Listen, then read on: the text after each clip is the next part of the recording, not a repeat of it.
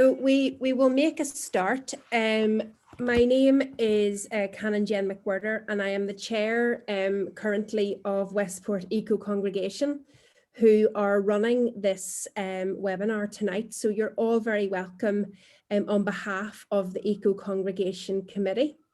It's amazing that we so far have 115 participants, and that number may well rise. So Alastair, no pressure or anything, you know.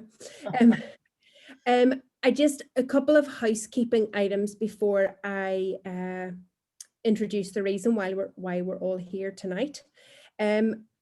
Mary is hosting this meeting tonight, and she is going to mute everybody so that there's no feedback while Alastair speaks to us. If you have any questions during the course of his presentation to us, if you can use the chat function, which is at the bottom of your screens, sort of in the middle. And if you put a message in there to everyone, it means that we'll be able to pick it up. And at the end of his presentation, we will try and take as many of your questions as we can. So if you can register your question in the chat box, what we'll do is we'll ask you, or as many of you as we can, to put your own question to Alastair, and Mary as host will be sort of organising all the muting and unmuting of people when we get to that stage. So without further ado, I'd like to welcome most wholeheartedly our speaker for tonight, Alastair McIntosh. The title of this evening's seminar is Faith in the Environment, but he'll be talking to us about his latest book, Riders on the Storm, which was published only last year. It's hot off the press. If you haven't already got a copy, I highly recommend it to you. He'll be focusing on the role that can be played by faith groups, including how a global issue such as climate change can open doors to interfaith work. With that, of course, comes all manner of opportunities to deepen the work of justice. And he's going to explore how the environmental climate is also related to the moral climate in society as a whole. But without further ado, because you're not here to listen to me, I'm going to pass you over to Alastair, and you're all very welcome. So Alastair, it's over to you. Well, thank you so much, Jen and Mary and the Committee of Eco Congregation Westport for having organised this tonight. And it's amazing to see so many of you here. I always love it when I'm invited to speak in an Irish context. So many good associations since the first time I went to Ireland in the early 1990s. And, you know, it's amazing that, you know, I'd grown up on the Isle of Lewis in the Outer Hebrides of Scotland. And it was like Ireland was further away than Africa was psychologically. In fact, even the Southern Hebrides, the Catholic ones, were further away psychologically than Africa was, because we had good Protestant missionaries in Africa, but, you know, the Catholic world was a lost cause. And that was a kind of sectarianism that many of us were quite unthinkingly raised in, as you are very well aware in Ireland. Mm-hmm. And so the importance, you know, if we're going to work with faith, how do we do it, whether as eco congregations or in other faith contexts? And the question, does faith have anything to say to the climate crisis? Does it bring anything distinctive to the table? And my take on it, my appeal whenever I talk to faith groups about climate change is to say to them, look, you know, we need to ask, is it our job to simply replicate what the Greenpeace and Friends of the Earth and WWF and all of the big ecological secular organizations are doing? Is that what we are called to? Or are we perhaps called to operate at a different level in terms of what it means to be a human being? And in this book, Riders in the Storm, I've given it the subtitle, The Climate Crisis and the Survival of Being. because what I'm coming in at there, it's the idea that this is something about our existence. I don't mean in this existence in the sense of whether we go extinct or not as a species. I mean almost a much deeper question than that. It's about what's gotten us into this pickle and what can help to get us out of that. Now, I'm not going to talk to you much at all about the actual science of climate change. If it comes up in the questions, we can dip into that, but that is not my expertise. I'm always clear to people that although I am trained in earth sciences, was my original science degree, I do not consider myself to be a climate change scientist. That is why I rely on real climate change scientists and bodies that have got a good reputation in science for where I take my science from.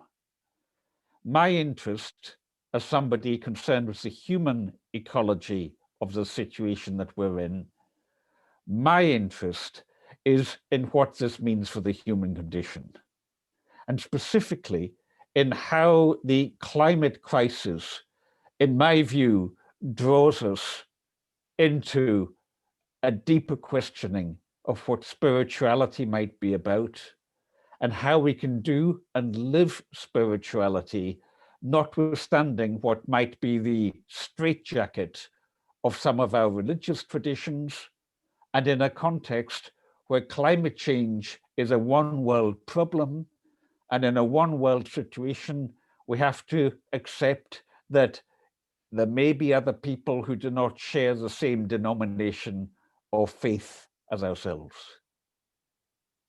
And I think that Ireland has got very deep insight in this precisely because you've had to deal with a sectarian issue. It's something you're constantly dealing with, both in the North and in the Republic. And I so often say to people, I should say, by the way, I have a little gnome that runs up and down my bookshelves if I just unclip my microphone. And, you know, I'm so aware of the work that has gone on in Ireland with conflict resolution, reconciling memories, moving beyond sectarianism, religion, conflict, and reconciliation in Northern Ireland, that my friend Alan Faulkner, who co-edited this one, gave to me. He was a Church of Scotland minister who was in Northern Ireland for quite a while, and also at the World Council of Churches in Geneva, which was where I first met him. And you know, I always say to Irish folk, don't let that suffering go to waste. Don't let that suffering go to waste, because it has given you a deepening of humanity that if you apply it in situations where there is conflict in the world, where there is a need for entering into our deeper humanity, can become a powerful gift for healing. You know the expression, the wounded healer, that often the person who is the best healing is the one who most understands the wound. And that's part of what you're carrying. That's part of Ireland's gift to the world in many different ways. Now, I'm going to give you a sharing just now. And I've got wee dividers in here, which I may or may not have breaks in what I say. I may just run straight through. I'll see how I go. But basically, although you're coming from all over the place, literally from all over the world tonight, our hosts are in Westport in County Mayo in Ireland, which for reasons I will share with you shortly is a very special place to me. And then I'm going to take you to my own home island, the Isle of Lewis, which is the most northern island in the Outer Hebrides of Scotland. So this is all part of the Gaeltacht. I don't have the Gaelic or Gaelic as you would see myself, although I often weave some bits of Gaelic into my writing. I don't speak the language because of the era that I grew up in and various contexts like that. But it's part of the Gaeltacht. And I sometimes make a joke that if you think of the Outer Hebrides and the big long string of islands of shaped like that coming down, it's like the upper part of an exclamation mark, and Ireland is a full stop down to the bottom in terms of that Scottish, Irish, Gaelic speaking dynamic. And you'll often hear people from our island saying that the Gaelic or Gaelic in County Mayo or parts of Donegal, they can understand quite well. It varies according to the area that you're in. So I'm going to now switch this machine, if I can succeed in doing this, onto screen sharing. And because I know that a number of you have already been reading Riders of the Storm, and what I'd like to do is use my time tonight to storytell around that and to share with you the visual imagery, which, if you've read the book or if you intend to read it, will help it to come alive. I should say the first edition is close to selling out just now, and they're currently working on a reprint, and they're probably going to change the cover, so it may come out with a different cover than this. That's just the salespeople want to do that. I rather like this one, but just if you're looking for it, you might see that the cover changes. So let me move on to screen sharing now, and I'm going to take you on a journey literally right around the world here. I'm going to, there we are, there's my two most recent books, Portuguese Pilgrimage, which is a spiritual journey through the Outer Hebrides from 2016, and Riders in the Storm, which came out last year. And I'm going to take you on a little journey, and let's just start in Ballintubber in County Mayo. There is my wife, Veren. That was about 4 years ago when we went back to Creever House, which was then a hostel, a farmhouse in Ballintubber. And what had happened was that in 1996, so we're talking what? We're talking a quarter of a century ago. I was teaching in Edinburgh University, teaching human ecology. I'd been invited to a conference, a Celtic regional consultation that the European Union had put on in Tralee. And then there I met a Mercy sister who I think might be with us tonight, Sister Maureen Lally, who I'm sure many of you will know. And Maureen and I, we really hit it off straight away.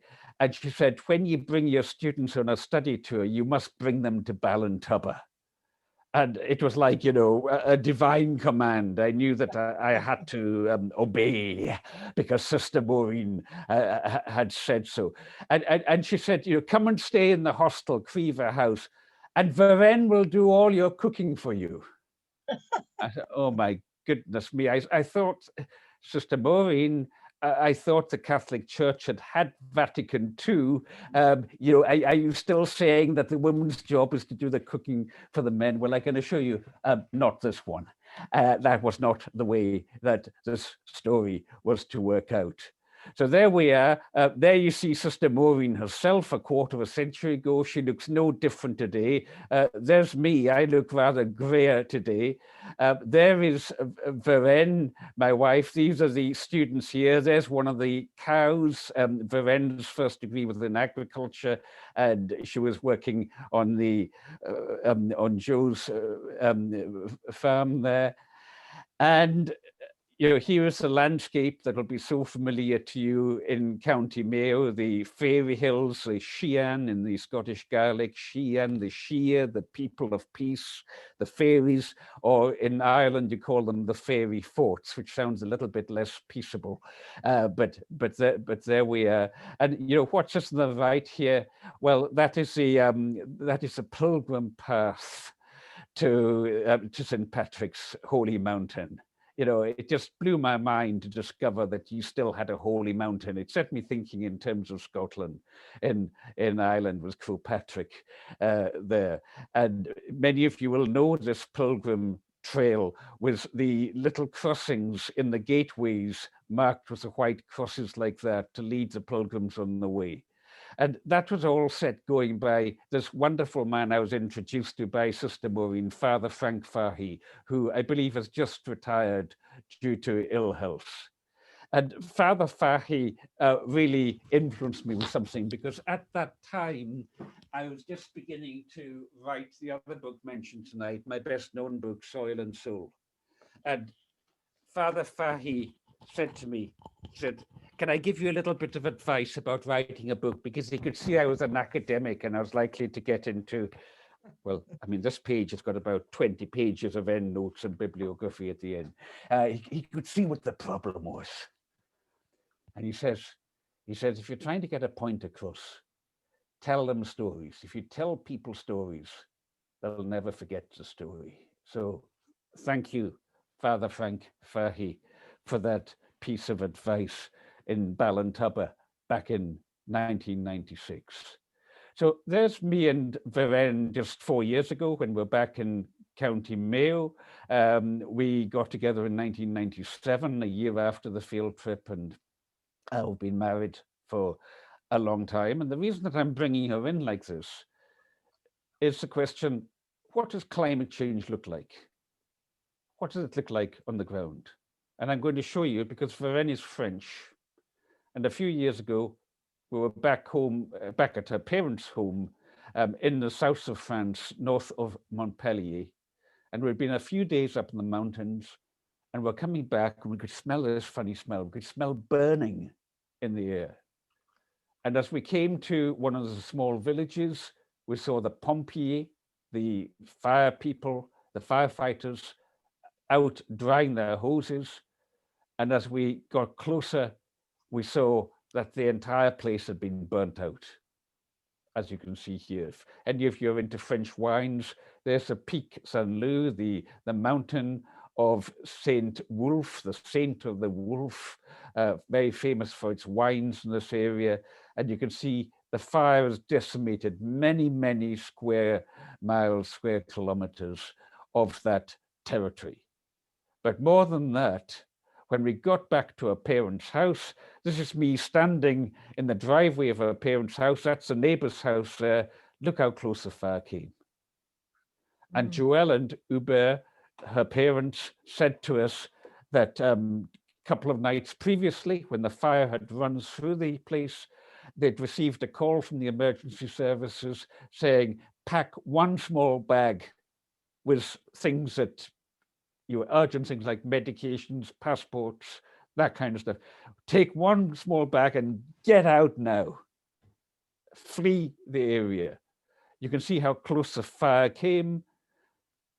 Just up the road, houses completely burnt out amongst their neighbors. They were less lucky. Sometimes the wee things, the little things you notice, like, the burnt down telephone poles like this. That house behind was lucky. And basically what's going on here? What's going on here is that they've been having far drier weather than they used to have, much longer dry periods, exactly as the models of climate change would predict. And in addition, the human factor, because this fire was actually started by a disenchanted youth who got on his motorbike and sprinkled petrol in 3 places and set it going. Now, note what is happening there, because this is important from a faith point of view where we work with people. You've got there a combination of an environmental issue, of climate change causing these prolonged, or likely causing, I have to be careful in how I phrase these things, likely causing these more prolonged dry periods. And in addition, you've got social breakdown. You've got youth who feel left out of the picture, not a part of things, mental health issues kicking in, and arson precipitated this. It's just a combination of these things, the environmental the natural environment and the social environment coming together. That's one definition of what we study in human ecology. Now I want to move on now. I want to take you right across to the other side of the world and focus in further onto aspects of what climate change is doing. In 1977, I went out as a voluntary service overseas volunteer, teaching and setting up small-scale hydroelectric schemes in the villages in Papua New Guinea, an independent state here. Next door is what's here is called Papua, comprising of two provinces, Papua Province and West Papua Province, which is politically a part of Indonesia. And you may well have heard about how both of these places are legacies of European colonialism. So basically the south of Papua in Papua New Guinea here, this area here, with a British colony linked to Australia. That's Australia down there. The northern part with a German colony, it got taken off them after the First World War. And the eastern part with a Dutch colony, along with Java and Sumatra, these other Sulawesi, these other areas, which when Indonesia started to take place, became taken as the political structure of Indonesia.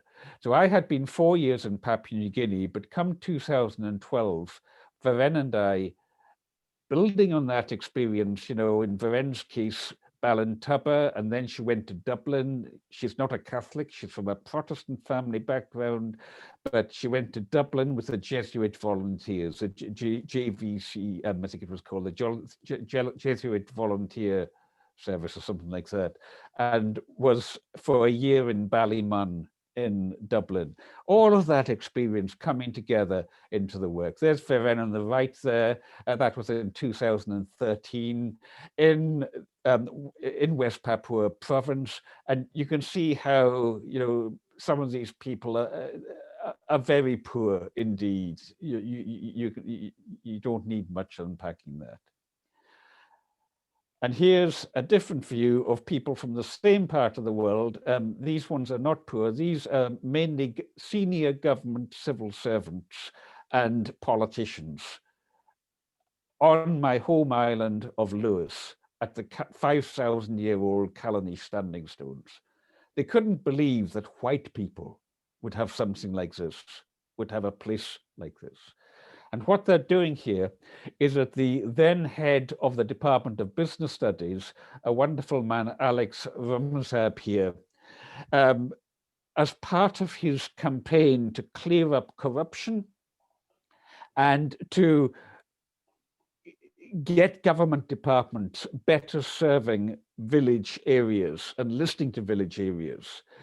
He, together with a couple of our other colleagues, started bringing these teams over from the Indonesian side of New Guinea to work with us here in Scotland. We've had a number of such trips. And specifically what we were doing is that in Scotland, we've got land reform. We've got nearly 3% of the land held by some 500 community land trusts. And so specifically, we were taking the Papuans to meet with our people and to share experience.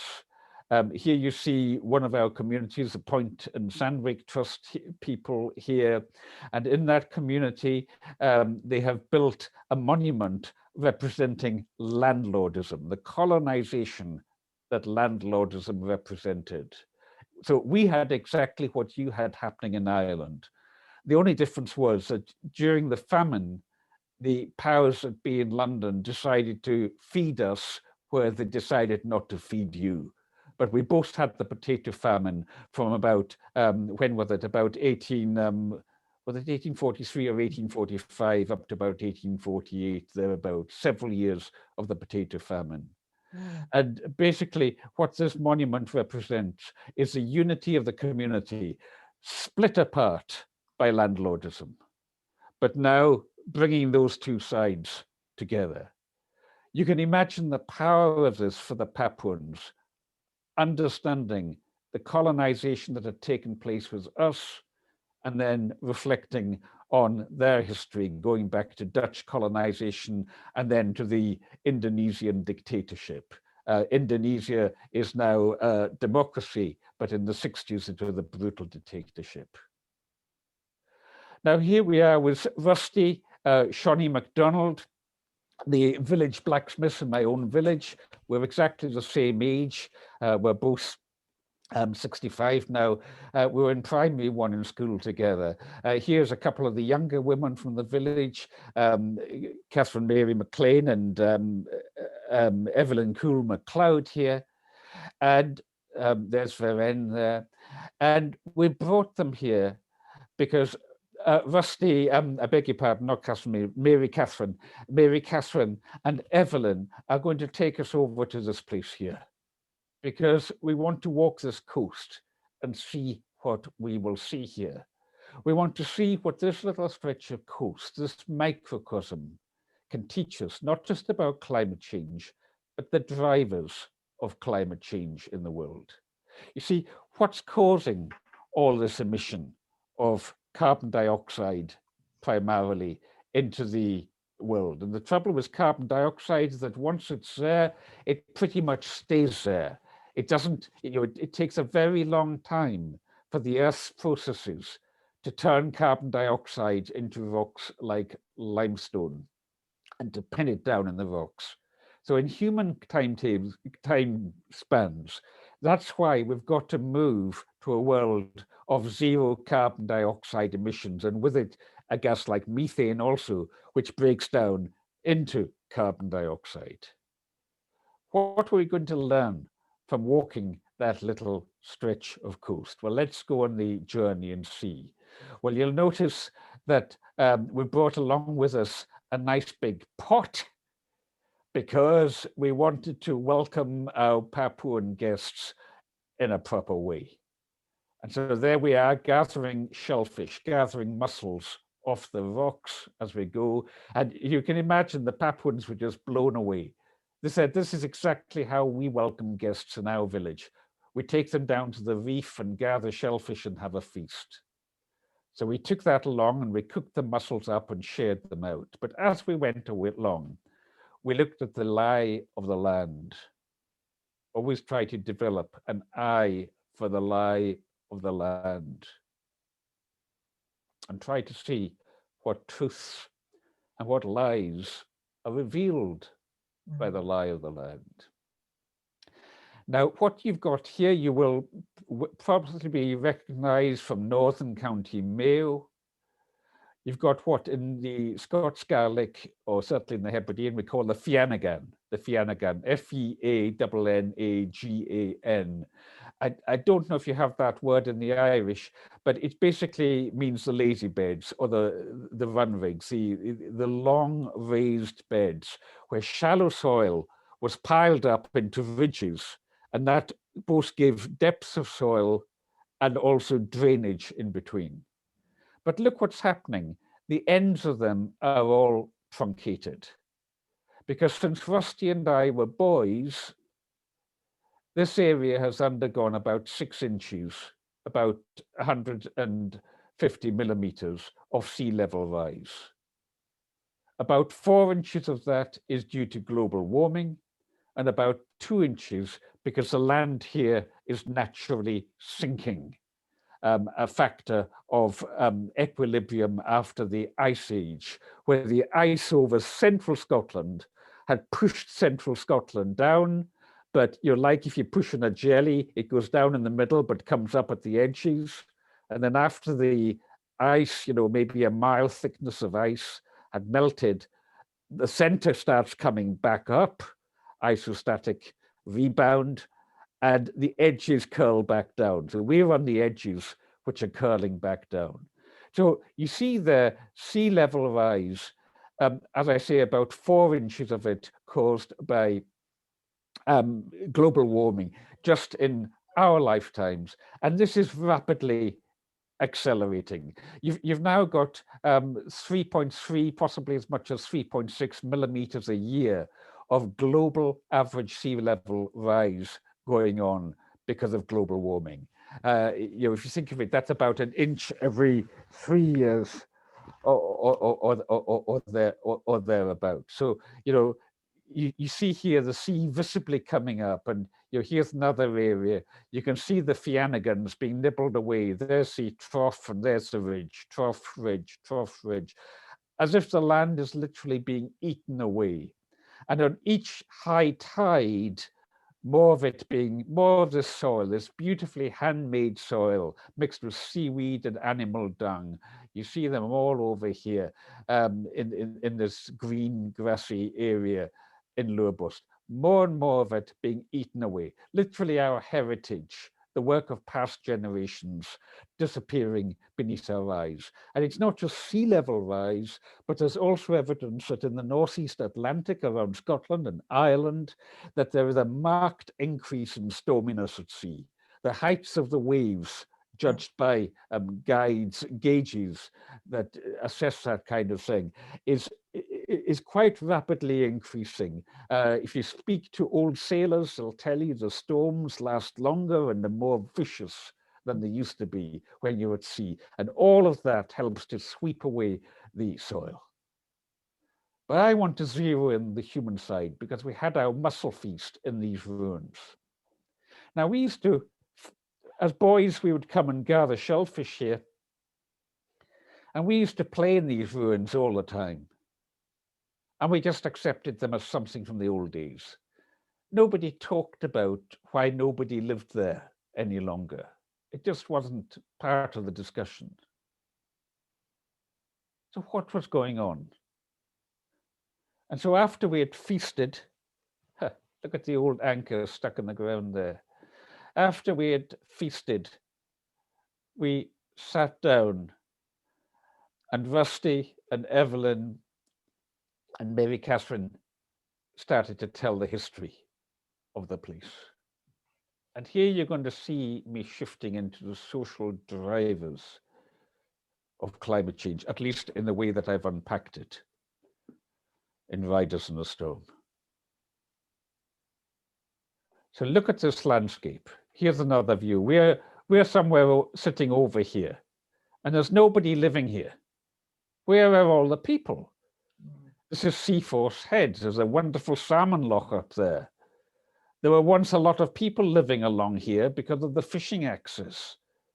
Now there are only 2 gamekeepers' lodges and 1 croft, 1 small farmhouse. Because the people in this whole area to the south of a line running down the middle of Loch Lurbost were brutally evicted in the 1820s by their landlord, who was Governor General in the Barbados, which was still a slave colony at that time. Can you believe it? The tie-in was slavery. And in fact, one of Verena and I's former students, Ian McKinnon, and a colleague, Andrew McKillop, have recently produced a paper, you'll find it on the website of Community Land Scotland, about the link between slavery and the big estates. And they found out that about a third, at least a third, that they've assessed, of the estates in the West Highlands here had been paid for by money from slavery. So here you had the landlords, you know, making their money in the plantations or being compensated for the loss of slaves when slavery was abolished, and then investing it in buying the native people's land in Scotland, buying the native people's land because the land had been turned into a commodity, and then kicking the people out so they could bring in commercial sheep farming. And hence why you have these huge empty spaces.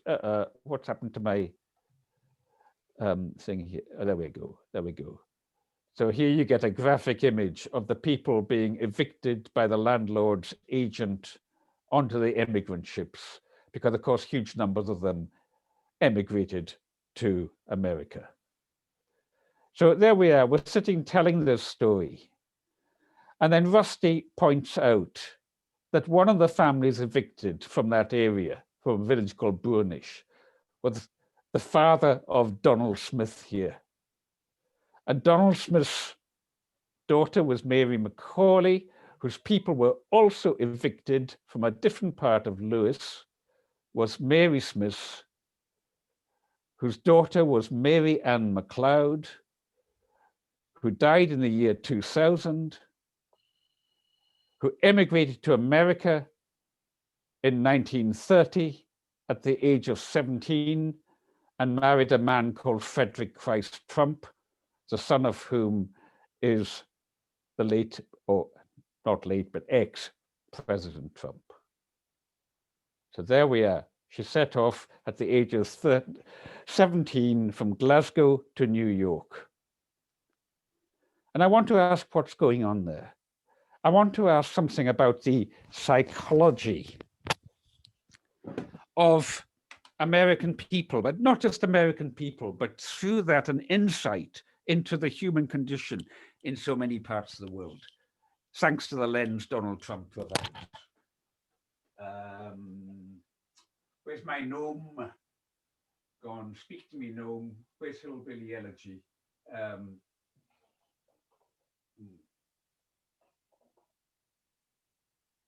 Okay, my gnome has failed me, I'm afraid.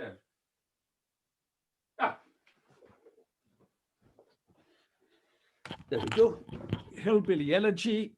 The Independent newspaper here describing it as profound, a great insight into Trump and Brexit. Interesting. Trump and Brexit through the lens of a book written by J.D. Vance, who is himself what he would call a hillbilly, a slightly derogatory term, but he's owning it here.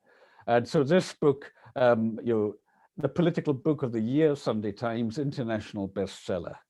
What's going on there? Well, let me just get to that in a moment, because if we look at Mary Ann, here she is as a young woman just after she'd emigrated to America. We've counted 7 layers of trauma in her psychological history. The clearances of her ancestors that had forced the family onto very little land, in an area where they had multiple mass drownings. So her mother had been orphaned of her father at the age of 2 or 3 when the fishing boat capsized because it was a very exposed bit of sea. And then she was born in 1912. She was born in 1912 on the Isle of Lewis. In those days, the men tended to marry late and the women would marry early. The men would often go to sea or into the military first and then come back and marry a lassie maybe 10 or 20 years younger. And so in World War I, 1 in 6 of the island's young men perished. And then just at the end of the war, a ship was coming back, bringing over 200 naval ratings home to the island, an island of 30,000 people or so, 200 coming home when it hit rocks because it had gone off course, and a further 200 of them perished on New Year's Day, 1919. Something so traumatic to the island that only in the past couple of years have we started to talk openly about it. When I was growing up, it would be whispered about, a bit like people would whisper about cancer in the old days. It was just too much. And I grew up, many of the women would be dressed in black. We just accepted there were a lot of widows on the island. This was why the war, 2 world wars, of course, 2 world wars, the ILA disaster, the Spanish flu and the tuberculosis that came in, picking off the young people again, and mass immigration. I mean, in 1923 alone, when, Mary would be, she would just be entering puberty around that time, a young woman, starting to get interested in boys, 1,000 young men, 1,000 emigrated, nearly all of them young men, emigrated, mainly to North America. And this was a condition that basically lack of access to the land. They had been told that if they fought in the First World War, if they fought the Germans, they would be given land fit for heroes, but they were betrayed. And in fact, that land monument I showed you earlier was marking where they had gone and raided land after the First World War to make their point. So basically, you've got all these layers of trauma leading to people to leave the island. And when you leave your home place, you know, it leaves you with a lot of emotion to deal with. In a letter she wrote back about the lonely Isle of Lewis. Well, here she is as a wealthy woman in the 1980s, and there is her son, Donald Trump, to be president of America. And the point I like to make, so that it's not about Trump bashing, but trying to understand something of this man, is leaving aside his father's side completely. If I just focus on his mother's side, and Donald Trump as a son of the Isle of Lewis, as the Stornoway Gazette put it, a man sprung from the loins of a woman from Lewis has become the most powerful man in the world. If we just focus on that mother's side, had he been raised in the village, he would have been held in the basket of the community.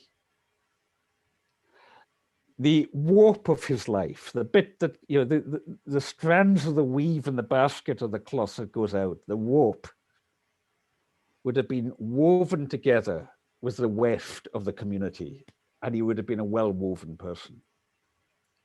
But growing up in a rich family with a mother who was mainly interested in socializing, it would seem, according to Mary Trump, his niece's book.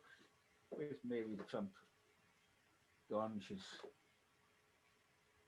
knocking around here somewhere. Oh dear, I've lost her. My gnomes. No, my gnome has not failed me. There we are. Mary Trump.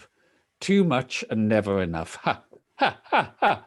Which is the very point I'm making. Look at the subtitle. I've only just realized that.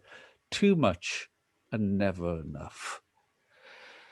Because the point that I culminate with in this book, after 4 chapters of looking at what the science is saying about climate change and what the politics of climate change are, after 4 chapters in that, and then a chapter on climate change denialism, those who say it's not happening because they don't want to think it's happening, or it'll interfere with their wealth, and then a chapter about climate change alarmism, those who exaggerate it and say we're all going to be extinct by 2026 in one case, or there'll be social breakdown caused by climate change in most countries of the world by 2028, in another case of a prominent influencer. That's what I mean by the alarmists, the ones who exaggerate the science, often leaving people feeling, well, there's no point in doing anything then. After I've worked through that, I then move on to what I call the 4 C's. And the 4 C's are clearance, the separation of people from their communities of place. So I've given you a very vivid example of the Highland clearances. You've got many similar examples in Ireland of the way that colonization, the way you were so brutally colonized. Not to mention what then happened in the famine.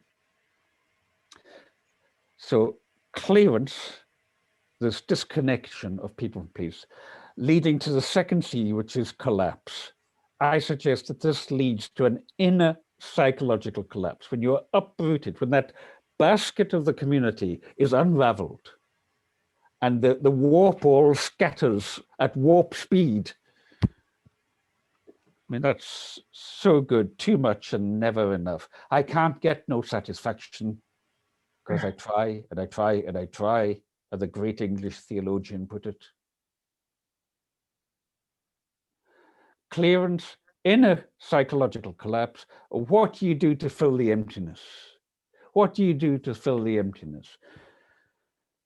If you're not equipped to dig spiritually, oh, hang on, what's happening here? Oh, that's my because I say, if you're not equipped to dig spiritually, which some people succeed in doing, then so easily you start filling that emptiness with stuff, with more and more stuff. and you become desperate. How my family created the world's most dangerous man. You become desperate. Oh, what's happening here? Sorry, I seem to have turned something on that's I seem to have turned something on that was scribbling on my screen. So clearance, collapse, consumption in all the senses of that word.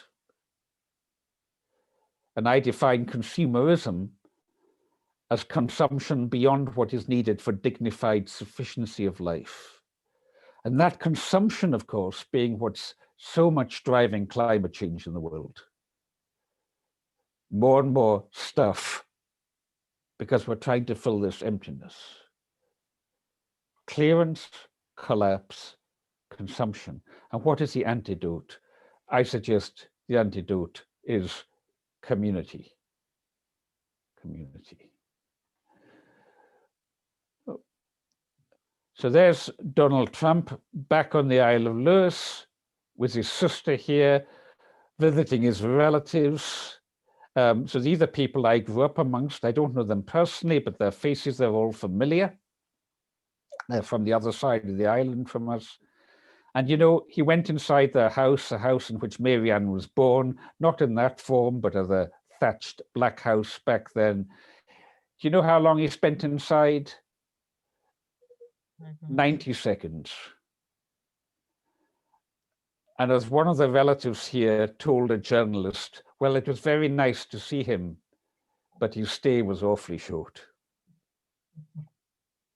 He was just in it for himself because he was so disconnected. He was no longer held in the basket of that community. And so to J.D. Vance here, Vance says, I don't identify with the white Anglo-Saxon Protestants of the Northeast. Instead, I identify with the millions of working class white Americans of Scots-Irish descent, whose ancestors were day laborers in the southern slave economy. Well, actually, it was the slaves who were the day laborers. The ancestors would be more like running the plantations, because we're having to face up to our complicity in slavery. Americans call them hillbillies, rednecks, or white trash. I call them neighbors, friends, and family. That's beautiful. I call them neighbors, friends, and family. You see, we're not going to deal with this kind of issue. We're not going to deal with people like Donald Trump and those who vote for him, who deny climate change, who drive consumerism. We're not going to do it by just pushing them more and more into a corner, because then they can only come out fighting. We've got to deal with it, in my view, by a deep understanding of the human condition, the survival of being. What is it in their being that became so threatened in its survival? And how can we rekindle life? How can we call back what gives life? But we're more socially isolated than ever, and we pass our isolation down to our children, that intergenerational transmission of trauma. We pass our isolation down to our children. Our religion has changed, built around churches, heavy on emotional rhetoric. Our men suffer a peculiar crisis in masculinity, reacting to bad circumstances in the worst way possible. There is a lack of agency here. Do you see that? A lack of sense of being in control. You know, what's the mantra of Brexit in Britain? It was take back control, with Europe being blamed for the loss of control. A lack of agency. And you know, what's going to be interesting now in Britain is to see that now that Brexit has come to pass, does it actually succeed in giving people back a sense of control, or is the problem deeper than the politics that it was blamed on? The fact that hillbillies like me are more down about the future than many other groups suggests that something else is going on. And so he talks about the spiritual and material poverty in writing his memoir of a family and culture in crisis, a culture that is the core vote that put Donald Trump into power and could possibly still bring him back in again. And not just Donald Trump, but this is other, other political figures like him who are tapping into that same kind of security, like in your computer, the Microsoft security vulnerabilities. It's like we've got these security vulnerabilities in ourselves too, if we don't understand ourselves.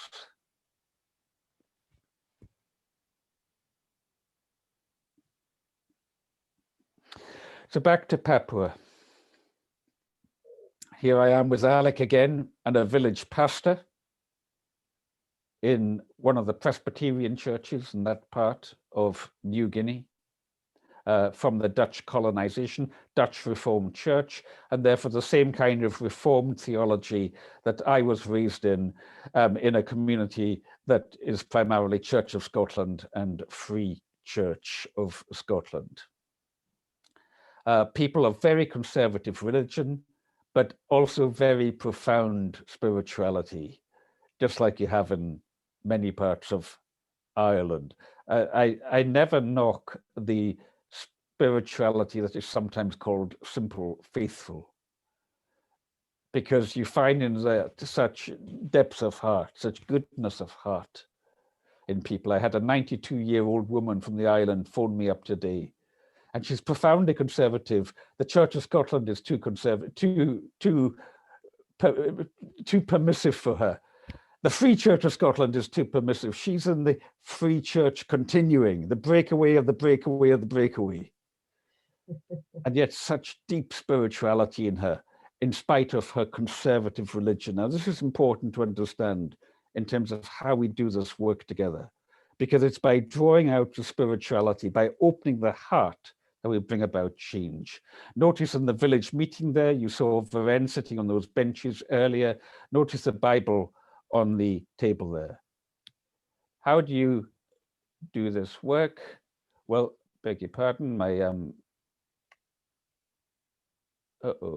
I'm afraid my computer's not responding too well to, there we go.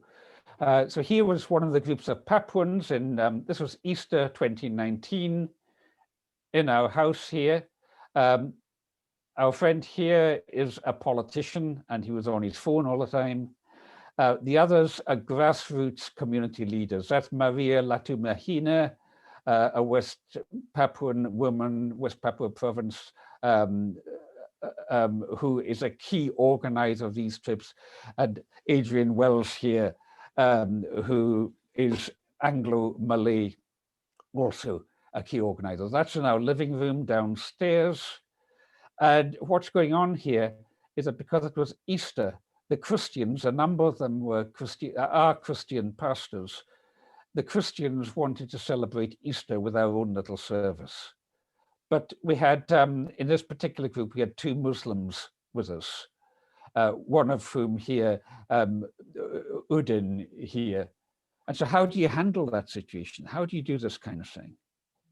Well, first of all, we discussed with them, were they all happy if the Christians had a do-it-yourself Christian service? And the Muslims were happy with that. But then, out of respect, I have in the house a copy of the Quran.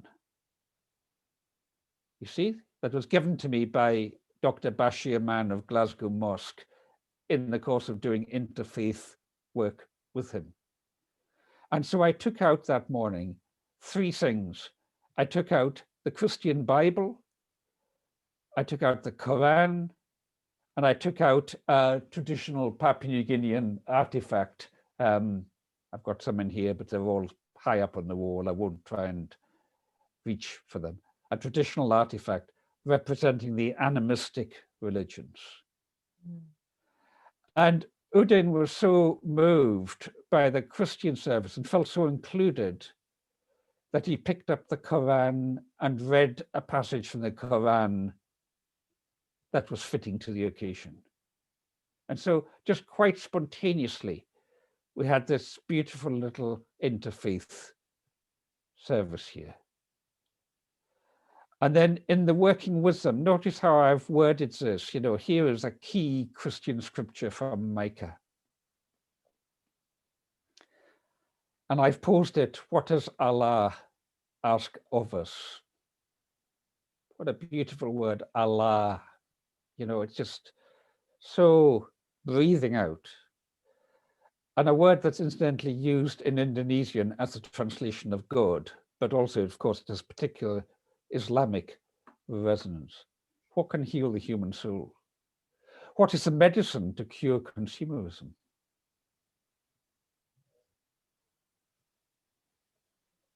Is consumerism becoming the spice of life? Well, I got this from an Islamic website. O children of Adam, take your adornment at every masjid and eat and drink, but be not excessive. Indeed, Allah likes not those who commit excess. Now you see how, you know, it's like, you know, some of the most senior people in these delegations were Muslims because Indonesia is a Muslim country. And holding these Christian and Muslim passages together, and also, you know, was a nod to the traditional nature spirituality. It's like it opened people's hearts so deeply. We went to the local church service, and some of the Muslims came with us because they felt comfortable. It wasn't an attempt to convert them or anything. On the contrary, what we were doing was more than interfaith dialogue, more than just talking about it. It's what I call interfaith appreciation, saying, oh, tell me about your understanding of the divine. Oh, well, here's our understanding. And then you start seeing so many things so often coming together.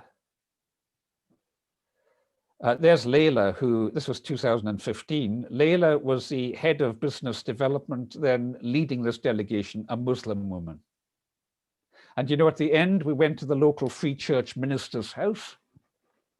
The Free Church is a really, you know, conservative, Protestant, evangelical. We went to Callum MacDonald's house and we stood on his steps and she gave a vote of thanks to the community to him. And then they asked him for his blessing. And he said a prayer. Now, by this time, they'd been exposed to quite a bit of Gaelic or Gaelic. And they said, you know, they could really feel the heart connection when people were in that mode. And as we drove off from the minister, as we drove off in the minibus, you know what they said? They said, you know, we've got only one complaint about that visit to the minister's house. Will you pass it on to him, please? I said, what's that? They said, will you tell him that next time he does a prayer for us, we'd understand it if he does it, and understand it better if he does it in the Gaelic. So yeah, you see how it comes together. And, you know, this has influenced legislation protecting Indigenous people's rights in Indonesia. Alex here has written a number of books based on these experiences. This one is called Liberation Theology for Papua. This one based on Veren, my wife's teaching in the Center for Human Ecology, or via the Center for Human Ecology, is called collaborative leadership. Collaborative leadership. So you see how these things are being communicated, but also the Papuans coming and asking questions in our communities were so powerful for our people.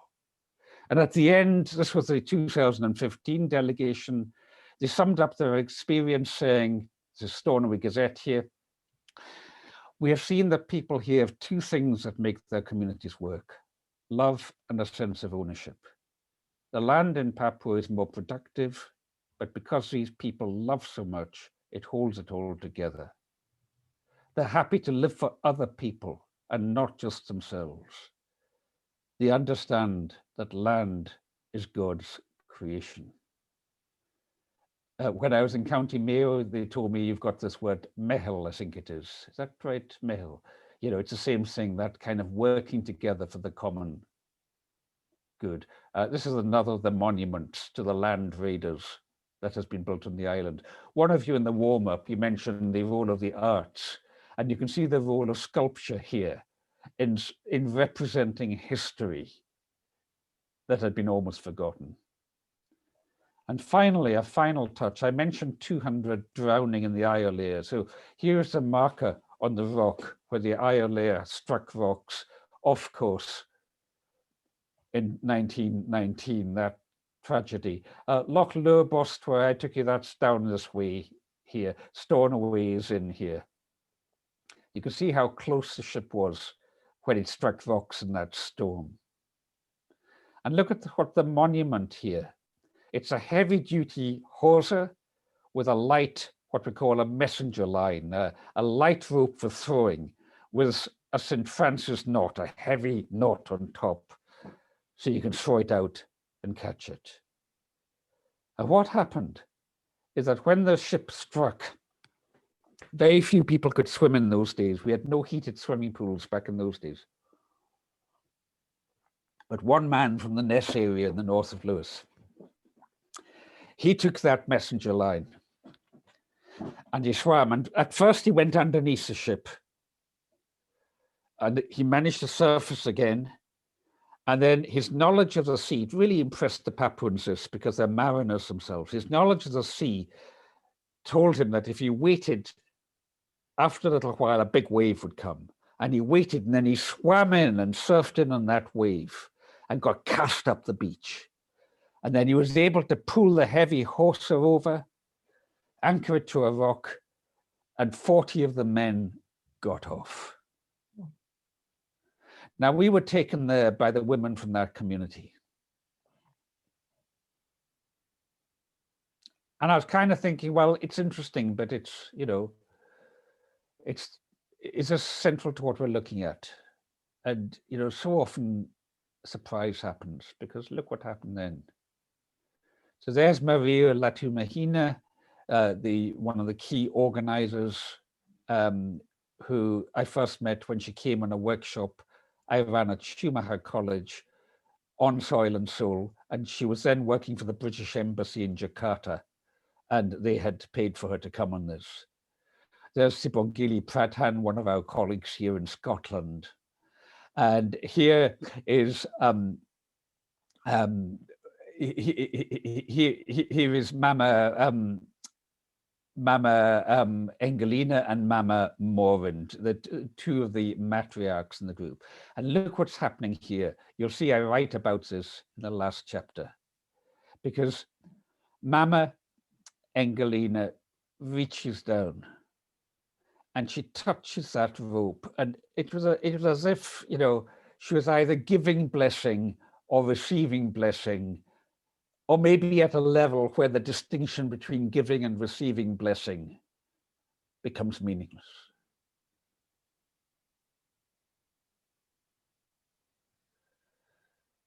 And I said to her, in the book, I tell it as if it was there and then. I took a wee bit of literary license just for the flow of the book. It was actually back in the hotel that evening. I said to her, what was happening when you touched that rope? And you know what she said? She said, that is the rope by which they pulled life back into the community. When you think literally, yes, they pulled life. 40 young men coming back off that boat would be their children and grandchildren that were part of my generation. In that instant, that we didn't talk about. I have a friend, he told me, it's only recently they talked about his grandfather having drowned. They just never spoke about it in the family.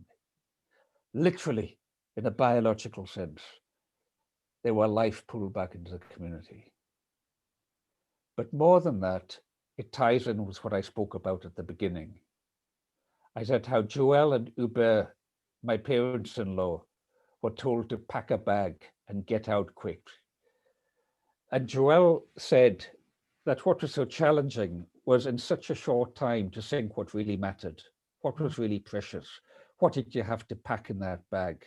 I put it to you, friends, as climate change coming on us the way it is. What is really precious? What do we pack in our bag? With that rope, what life do we pull back into our communities? We have COP26, a Conference of the Parties, number 26, hopefully coming to Glasgow at the end of this year to discuss what the leaders of the world can do about climate change. And the Intergovernmental Panel on Climate Change really majors in on the UN's 17 goals for sustainable development in the world. I commend these to you. If you work on any one of these things, with the possible exception of economic growth, but even then for the poor need economic growth, the rich need degrowth. I commend working on these things, but I would point out to you that the leaders of the world will be focused on Scotland for COP26, which to many of them, Scotland will mean one thing.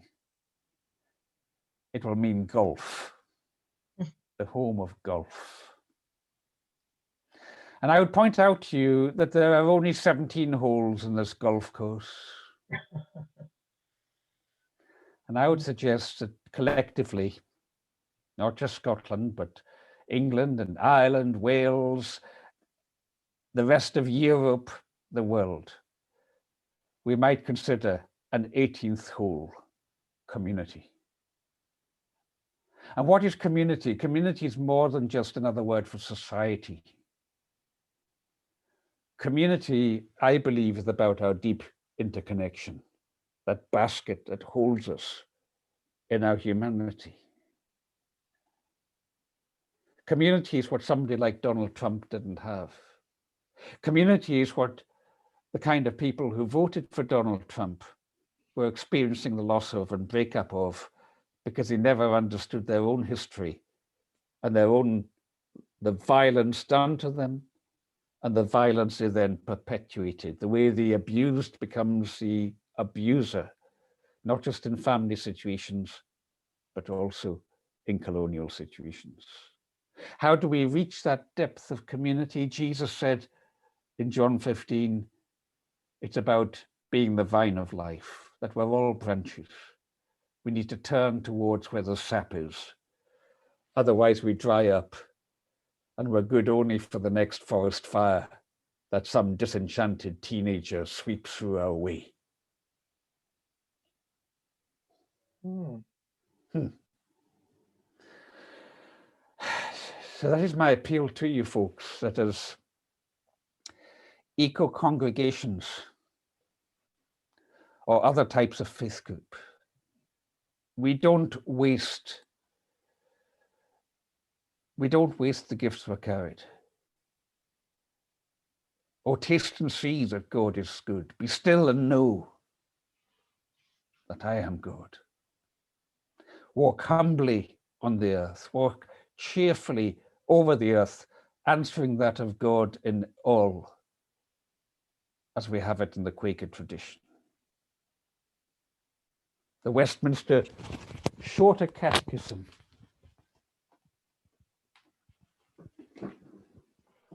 How does God manifest his decrees? God manifests his decrees in the works of creation and providence, providence, that blessing that Mama Angelina, Mama Morin with her, were immersing themselves in. How can we in our work reach out, be faithful to our own denominations? I was raised in the Church of Scotland. I don't agree with Calvinist theology, and yet I'm grateful for many of the gifts I've had from it and from the insights that you find in that. When I went to Papua New Guinea, it was with a Catholic mission. That voluntary service overseas posted me. Imagine the shock of being a Hebridean Protestant being sent to a Catholic mission.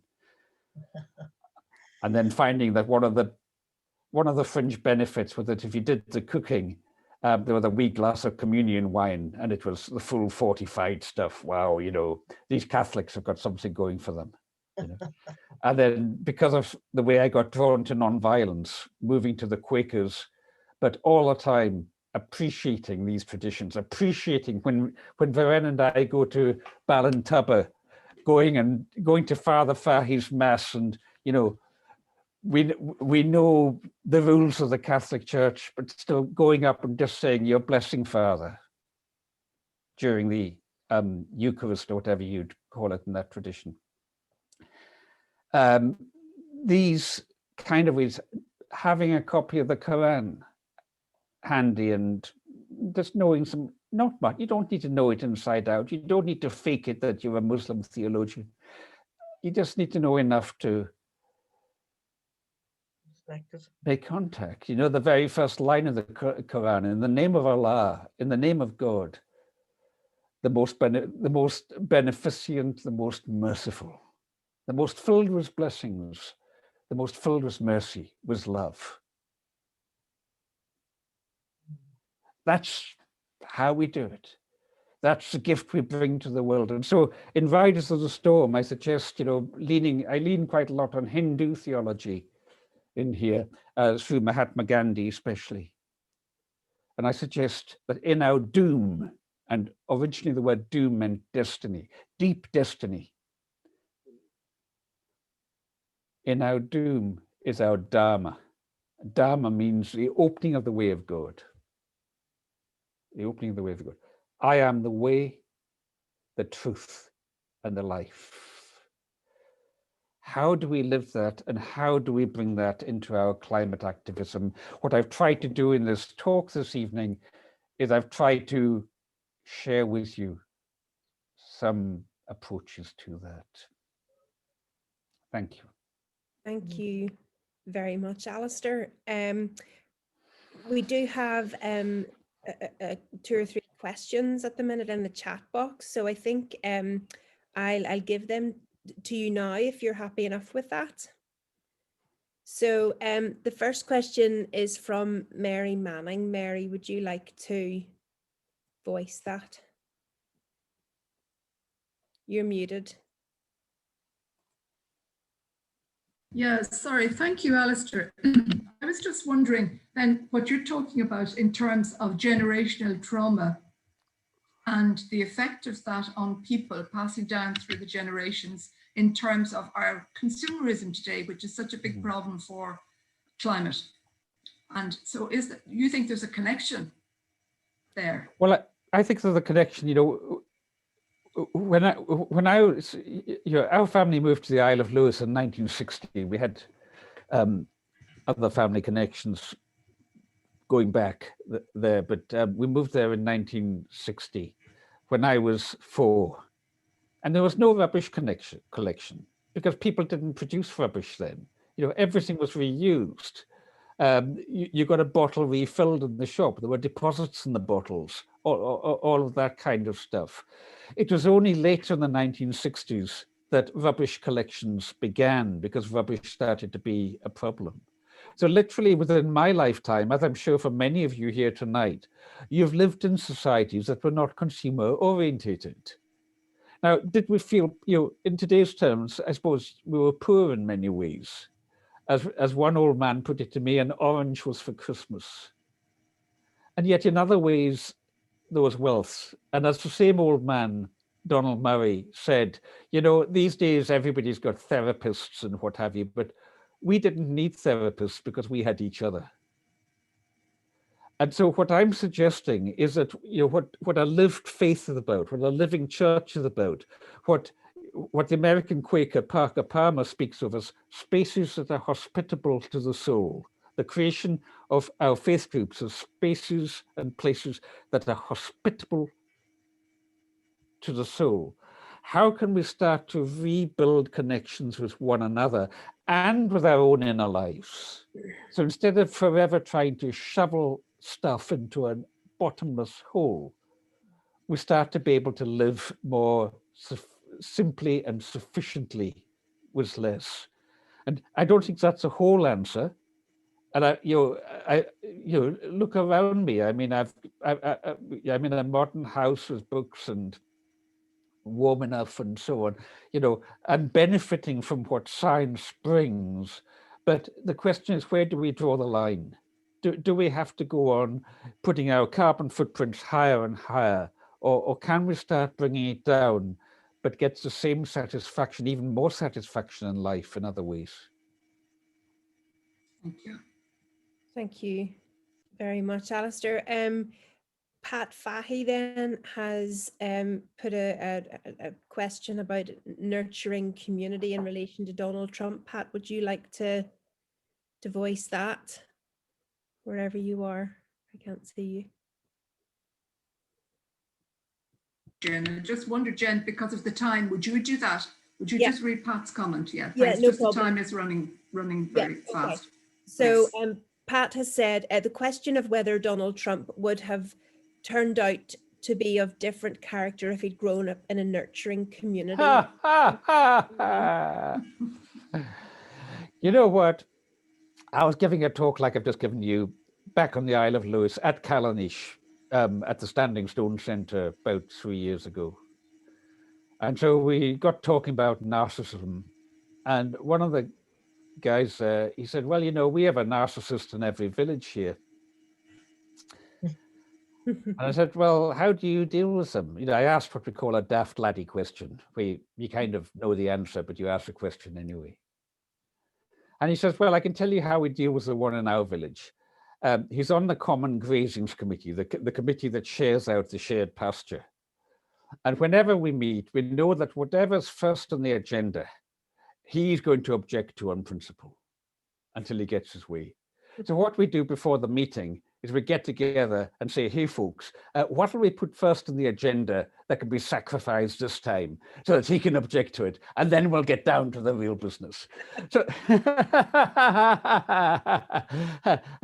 you see the point. It's kind of like in a living community, difficult people are managed. That's what the life of a community does. And usually managed, usually, not always, but usually managed, not by excluding them, but bringing them in, working around them, and, you know, sometimes in the fullness of life, softening them. You know, we have a saying on Lewis, a poor truahan. I don't know if you have that expression or something like it in Irish. A poor truahan. I mean, the word speaks for itself. It's a poor soul. And, you know, I hear people speak of a powerful landowner who's been abusive. And the islanders will just shake their heads and say, well, he's just a poor truahan, really. You know, incredible compassion that can come out in community. And you've got that in Ireland. I remember with Maureen Lally one day, she had a group of American students with a professor had come over. And I said to the professor, I said to her, you know, why do you bring a daft laddie question? I said, why do you bring them to County Mayo? Do you learn anything here you can't learn back in America? And she said, oh, yes. I said, what is it? She said, here, they learn how to have a conversation across the garden fence. Mm-hmm.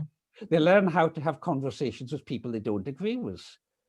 When I speak in America, I've said to, you know, one American host that, you know, if I'm back there again, and I only go if I feel I can really justify the carbon footprint, which is always a tricky one, but if I can put a lot of events together, it can add up. And I said to one of my hosts, Laura Hope Gill, in North Carolina, Laura, if you have me back again, I don't want to talk to just the white liberals who vote Democrat. I want you to take me down to the trailer park where the so-called white trash are, the hillbillies, and I want to have a session with them and give this talk and see what happens. Mm. Yeah. Thank you. Sorry. You humanize each other, you know, and I put it to the white liberals, you know, I can see them going, oh, and I say, hey, folks, you know, if you have a breakdown, if your car breaks down in a snowstorm, who would you rather comes along behind you, another white liberal or Donald Trump voting redneck hillbilly?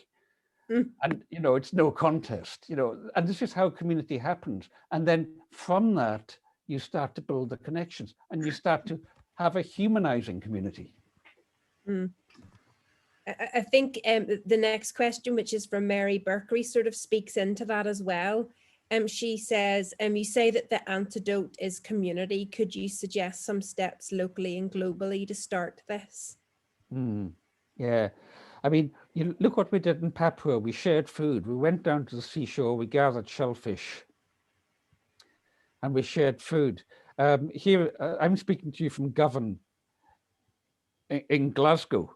The former shipbuilding area. It's only a bit of military shipbuilding going on now. And before the COVID kicked in, the local organization I'm involved with, the Galgale Trust, which builds traditional wooden boats and so on, every Thursday we'd be down at a shared meal. We have a shared meal, and your people will sing and tell stories and what have you. That's how you make community. You know, Ram Dass, the great. My mother just died last month, and I've been reading. With my gnome, I've been reading Ram Dass's beautiful book about death and dying, walking each other home. I mean, spiritually, that's what it's about: walking each other home. So, I mean, Ram Dass, the old hippie guru from the '60s, and he died just over a year ago. And Ram Dass says, "If in doubt what to do with your life, feed the hungry." So I always say to people like that, put it on a potluck.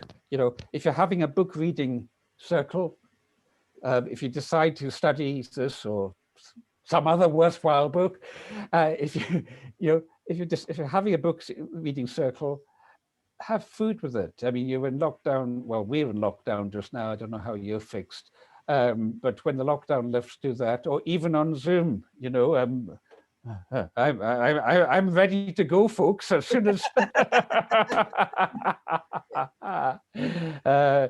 By the way, I'm okay on time, but you can work time as you wish. Yeah. We have one other question then, and this is from Kevin Parr. He says, "Thanks, Alastair, for such an insightful talk. Could you speak to the disconnect between over-reliance on scientific or technological solutions, causing technology to solve problems caused by technology, and under-reliance on spiritual and philosophical approaches? It seems the gap between these two perspectives is growing. How do you see that developing in the medium to long term?" Yeah. I mean, first of all, on climate science, you know, in this book, I am uncompromising about following the mainstream science of the Intergovernmental Panel on Climate Change. And people will say, well, that's far too conservative. Well, is it? Is it? You know, have people who say that actually read what the IPCC is saying? There's a special report on containing warming to 1.5 degrees that came out in October 2018, says this in the foreword. This special report confirms that climate change is already affecting people, ecosystems, and livelihoods all around the world. It shows that limiting warming to 1.5 degrees is possible within the laws of chemistry and physics, but would require unprecedented transitions in all aspects of society. Without increased and urgent mitigation ambition, in other words, cutting down carbon emissions in the coming years, leading to a sharp decline in greenhouse gas emissions by 2030, global warming will surpass 1.5 centigrade in the following decades, leading to irreversible loss of the most fragile ecosystems and crisis after crisis for the most vulnerable people and societies. That's not exactly mincing the words. That's what the mainstream scientists are saying. And the point is, we only know what we think, or mostly we only know what we think we know about climate science because of the climate science. So if you're going to follow some wacky scientist who says it's not happening, or some equally wacky scientist who says, you know, there's one in America, a retired professor, predicts human extinction by 2026. If you're going to follow people at the extremes of denial or alarmism, in my view, you know, you're going down the kind of QAnon type route of conspiracy theory. This is where it's so important to have bodies like the IPCC, where scientists with a reputation worth not losing put their heads together and form a consensus view on what is happening. Now, on our reliance on technology, you know, the question that I always have about any technology is the spiritual question: what does it serve? Does it give life? Does this technology give life or destroy life? Let me let you into a secret. I'm sitting here with my door closed so I don't disturb my wife. The heating is off in the house, so this room is quite cold. But I have my own microclimate. Rather than having to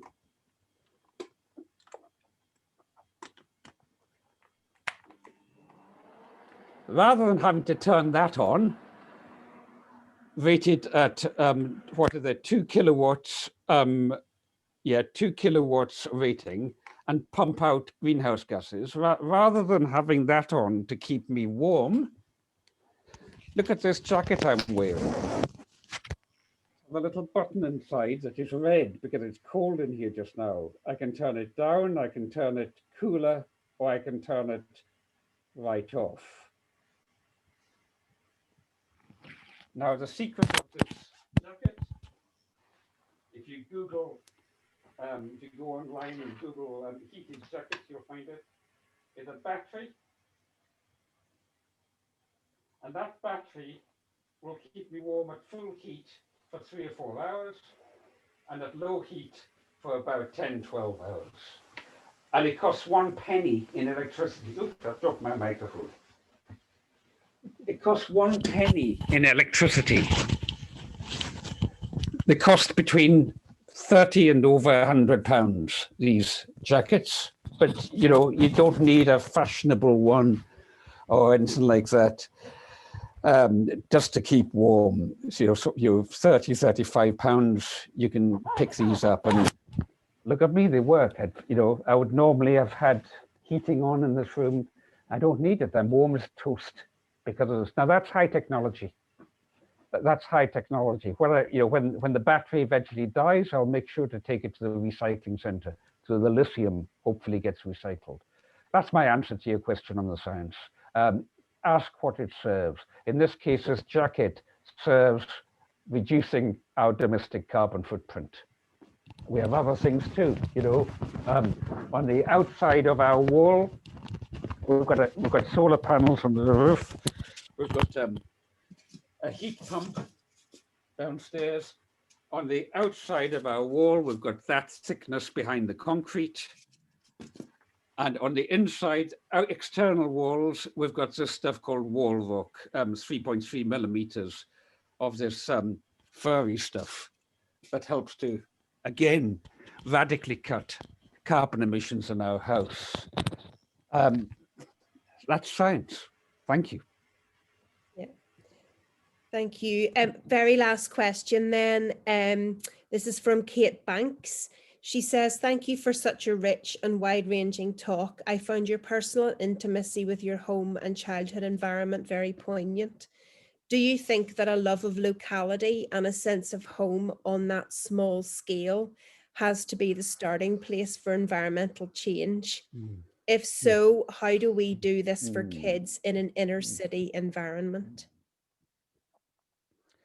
And I remember one trip to County Cork, and I was staying with a family there, and the son said to me, I want to write a book like you've written. Tell me how to do it.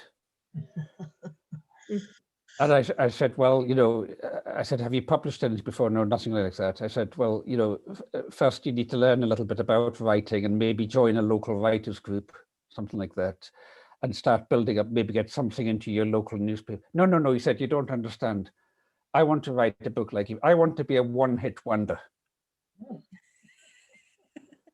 And I just had to look at this poor guy and I said, well, you know, you don't do that. You're not going to do it like that. And I think one of the problems is that, you know, we forget that in the global scheme of things, each of us is 1/8 billionth of a voice. And that's very humbling. That's very humbling. And what that calls us to is digging from where we stand, making community where we are, putting on a community meal, putting on an event like this, taking care of people. You know, I don't need to give examples, but, you know, just love your neighbor, Okay, it's as fundamental as that. Love your neighbor.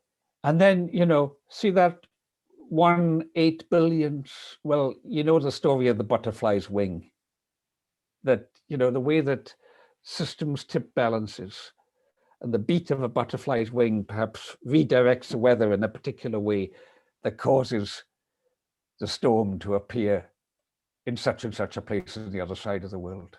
Mm. And so, I believe that every encounter is precious.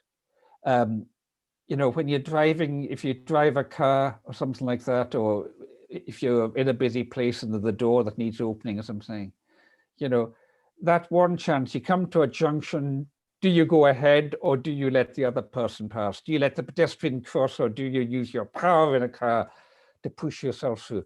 That is your one chance to show respect to that person. Just letting somebody through, maybe with a wee smile, something like that. These are how we make community. It's not rocket science. It's the feeding of the 5,000, and there were 12 baskets left over because that's, Jesus blessed the bread and the fishes. He brought them into the God space. Mm. And then the magic happened. Yeah. Jen, you're a vicar or whatever you'd be called. I mean, this is your line of business, isn't it? Yes, it is, yeah.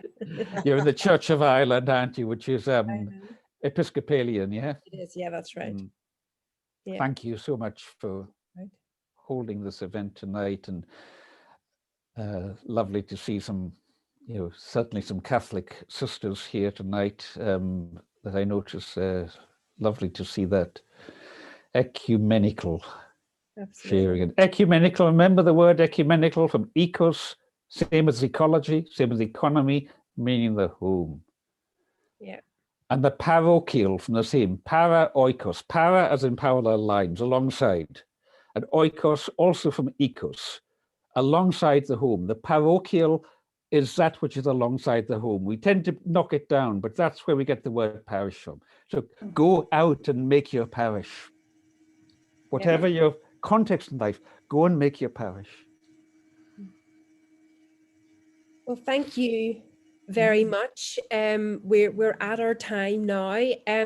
Thank you very much to everyone who has attended tonight. Certainly, Alastair, what you had to say has spoken to me in a way that I haven't maybe heard before. So thank you very much. It's given much food for thought. And so on behalf of everybody here tonight and Westport Eco Congregation, thank you. And God bless you all. And as we begin with Ash Wednesday tomorrow, may I wish you all a very happy and holy Lent. So good night and God bless. And good night. Thank you. Thank you, Alastair. Thank you, Alastair. Thank you, everybody. Thank you. Bye. Bye. Oh, I'll go and get something to eat myself. Yes, yes. No, I was on another Zoom before this, a board meeting, the Gale, and I have to admit I rather shortchanged it because I just I was late coming to it because I was completing this presentation and had to leave early, so I rather let down my own community. You can make it up another day, Alastair. Hopefully they'll be forgiving of that. Go and get something to eat then.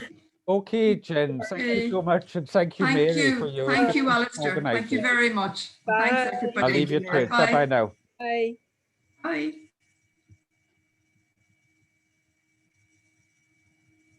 Amazing. Yeah. How do I get out now? The bottom right-hand corner of your screen, there's an exit.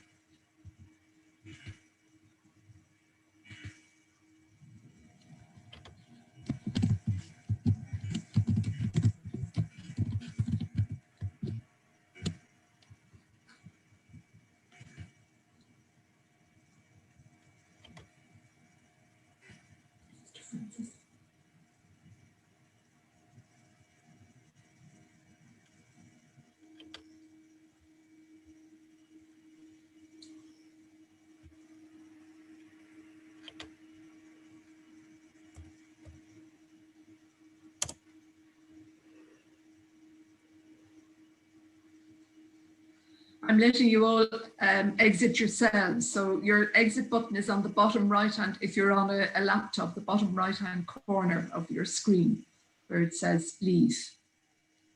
Okay, great. Hi, Sister Frances. How are you?